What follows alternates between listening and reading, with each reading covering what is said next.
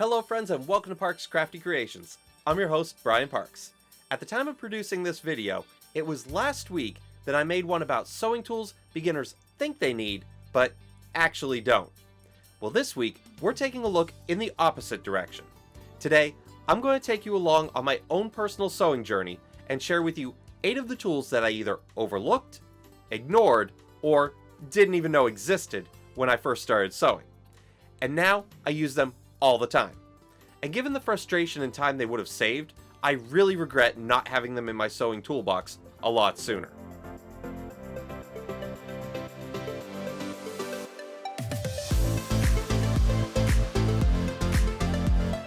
Now, let me clarify one point from the start. None of these tools are required to start sewing. You can absolutely sew without them. But each one solves a specific problem that used to drive me crazy. And I think that's an important point to note if you watched my last video, and maybe you're questioning why I would be talking about buying sewing tools after saying you don't need a bunch of sewing tools.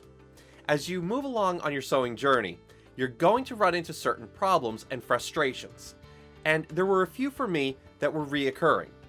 When you find yourself being held back by the tools you have, or find yourself losing the joy that you once had due to frustration, that's when it's time to start looking at solutions and upgrades. And that's what these were for me.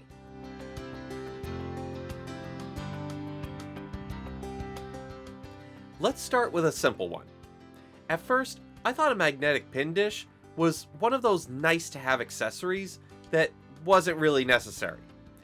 Then, I got a magnetic tool dish as a promotional item from our local Harbor Freight, and I realized just how wrong I was. It provided a quick place that I could drop pins, metal tools, my snips, even some of my presser feet that I was frequently switching between so I wouldn't misplace them and waste my time searching my sewing space for where I inadvertently set them, only to find out they got knocked somewhere on the floor. It also makes cleanup much faster, and if you've ever dropped a pin and had no idea where it went, the magnet, as it turns out, can also help with that too.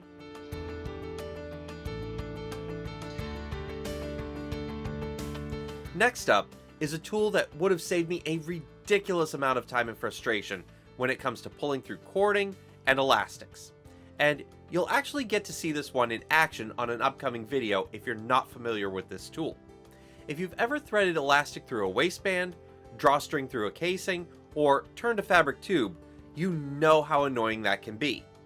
Before I had a bodkin, I was using safety pins and whatever else I could find.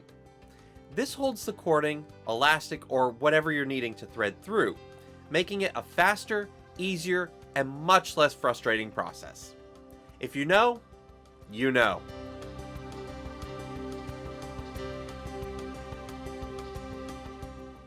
I was definitely late to the Wonder Clip party, and for me, it was mainly because of cost.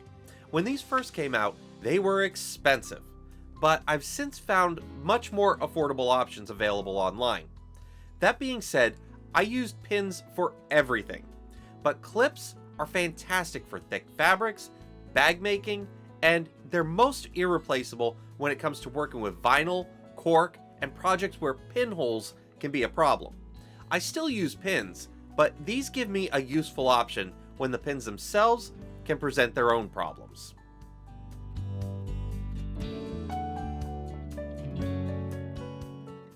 This little thing is way more useful than it looks, and you may have even received one with your sewing machine as part of the included kit. A friend of mine also pointed out to me that in their kit it was labeled as a button tool for creating thread shanks, but most commonly these are known as bulky seam jumpers or hump jumpers. If you've ever sewn over a bulky seam and had your machine struggle to start the stitches, skip stitches, or start making weird noises, this can help. It levels out the presser foot so your machine can climb over those thick areas more smoothly. It's one of those inexpensive or possibly even free tools that solves a very specific but very common problem. And as a side note, if yours has a little hole in it, it can also be used to help to change your sewing machine needle. Simply slip the sewing machine needle into the little hole, loosen your needle, and remove it.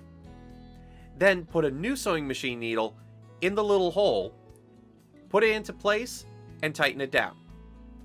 Look at that! 2 tools for the price of 1. Hey friends, I just wanted to pause here real quick to ask if you're enjoying this video, if you could please give it a like down below or even a hype. It really does help out the channel. And if you're new to the channel, don't forget to subscribe and ring that notification bell icon so you'll always be notified whenever a new video drops. Alright, that's enough housekeeping. Let's get back to the video.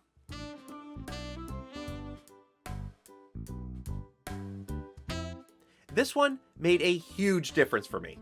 If you've ever had fabric layers shift while sewing, especially with knits, quilting cottons, or slippery fabrics, a walking foot can help feed those layers more evenly. I put off buying one for way too long because I thought it was mostly for quilters. But it turns out I use it for a lot more than just quilting. And if you'd like a deeper dive into the walking foot, I actually did a whole video on it.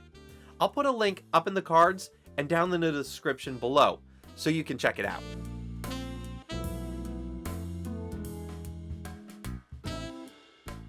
If you're not familiar with this next tool, you absolutely should be.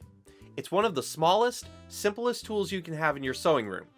But it turns out it's also one of the most versatile. And I've actually mentioned it here before, but it's certainly worth bringing back for anyone here that's new to the channel. I use it to guide fabric, help turn corners, hold fabric near the needle. It even has a hole to use it as a bodkin, and a 1/4 inch tip to use for measuring. It's one of those tools that doesn't look impressive until you start using it. And honestly, I'm sorry I waited as long as I did to finally pick one up.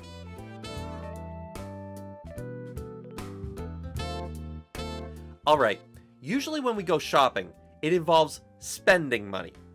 Well, this next one will actually save you money. I'd be willing to guess most of us have at least one rotary cutter in our sewing studio, if not several. And let's be frank, the blades are stupid expensive for the length of time that they last. I used to buy cheaper replacement blades and just assumed all rotary blades were basically the same. Oh, I could not have been more wrong. That's when I tried titanium blades, and it didn't take long to notice that they stayed sharper for a lot longer and gave me a cleaner cut. When you're cutting fabric regularly, that difference adds up fast. And fewer blade changes means less interruption when you're trying to get a project finished. These specific blades are from thefabrichut.com, and they have some of the best prices on the market for these that I've found yet. And at the time of this recording, they're even on sale for 50% off. If you're in the market for some new rotary cutter blades, I definitely recommend checking them out. And honestly, with the current sale they have going on, this is one time where even if you don't need a new blade right now, you will. And now would be a great time to stock up and pick up a set.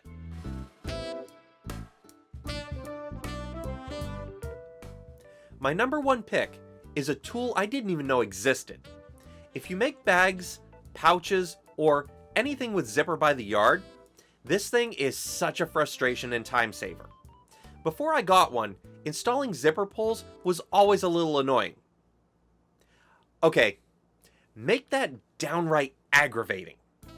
Sometimes it worked quickly, sometimes it didn't. And when it didn't, it really didn't. And when you're making bags for profit, time is money. This tool makes the process much easier and more consistent. I put off buying one of these for a few years because of the price. I'd get the chance to pick one up at the Sewing Expo, and I'd pass and tell myself I'd get one next year maybe. Well, after getting enough orders for projects that involved zippers on my Etsy shop this year, this was one of the first things I went looking for, knowing just how much time and, more importantly, aggravation it could have saved me over the past year. It's not the cheapest accessory, but if you do a lot of bags that use zippers by the yard, this is certainly a tool I'd suggest checking out. This is by far my top tool I'd wish I'd bought years earlier. So, those are 8 sewing tools I wish I'd bought sooner. Again, none of these are required, but every single one has made sewing easier, faster, or less frustrating for me. Now, I want to hear from you. Leave a comment below and let me know what tool you wish you'd discovered sooner. If you enjoyed this video, make sure to check out my video on sewing tools beginners think they need, but actually don't, because it makes a great companion to this one.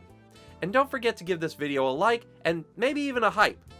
And if you're new to the channel, don't forget to subscribe and ring that notification bell icon so you'll always be notified whenever a new video drops. I've been Brian Parks for Parks Crafty Creations.